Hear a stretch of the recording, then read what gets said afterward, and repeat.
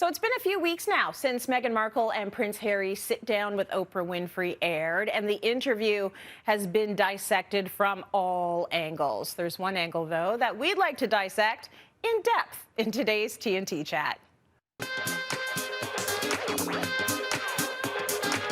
So this is the angle. Memes and photos of Oprah's reaction and expressions during the interview have become the latest example of digital blackface. Now, you may not be familiar with that term. I feel like we've mentioned it on Cityline before, but if you don't know it, it's defined as the widespread trend of white and non-black people using, these expressive sort of GIFs that usually are showing emotions that are typically frustration and or anger, and they are always an image of a black face. And if you want to sort of call on one, Viola Davis in How to Get Away with Murder, picking up the purse and doing the side eye that can like slice through your heart. People have used this like GIF a gazillion times. And here's my issue with it. I think a lot of us get on social media and we're not really conscious of the images we're using and what they represent. This is my issue with TikTok. This is my issue with Reels. The music on there is littered with the N-bomb, and people don't think about it. Kids are using these and they're just thinking, well, it's a song. It's not a big deal. The same thing is happening with digital blackface. And what I notice is that often when it is a blackface, like an Oprah or a Viola or a Serena Williams, it always has a connotation of anger, or it is comical, and it is exaggerated. And all of these things were taken from real life, but when you see it again and again and again, I think we start to internalize it. And I don't necessarily know if our black communities can absorb that, because we don't have a lot of the other imagery coming in to counterbalance that. But I think it's kind of time we start thinking about where these cultural touch points come from and who they belong to, and think a little bit more about how we are using them and who is using them.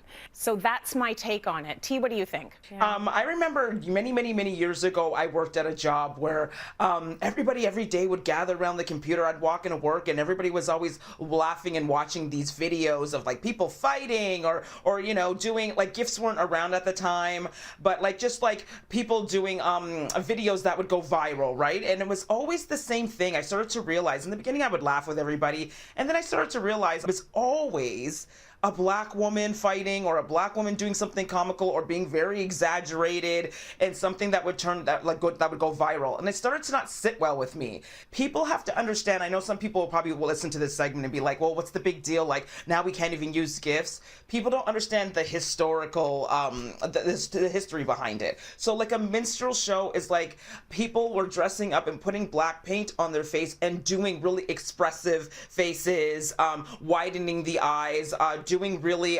exaggerated face expressions, and everybody would laugh, and it was to mimic our features and our face expressions, and all of everything was just exaggerated.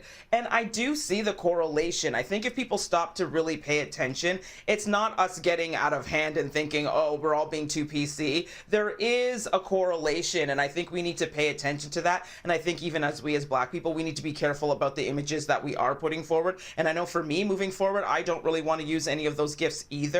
I just feel that exactly what you said, we are like clowns. Like, everybody just looks at it, particularly black women. We are used in those.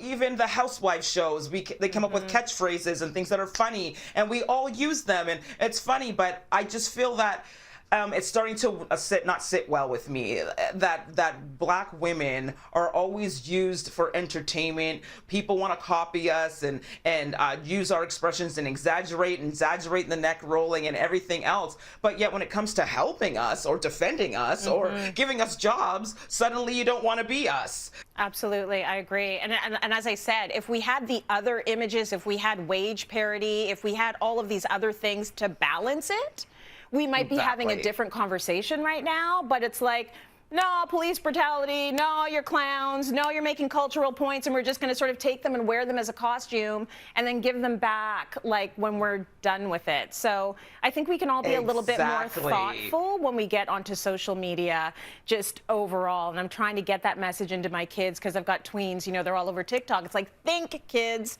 before you just consume what is being given to you. T, thank you so much. Great conversation as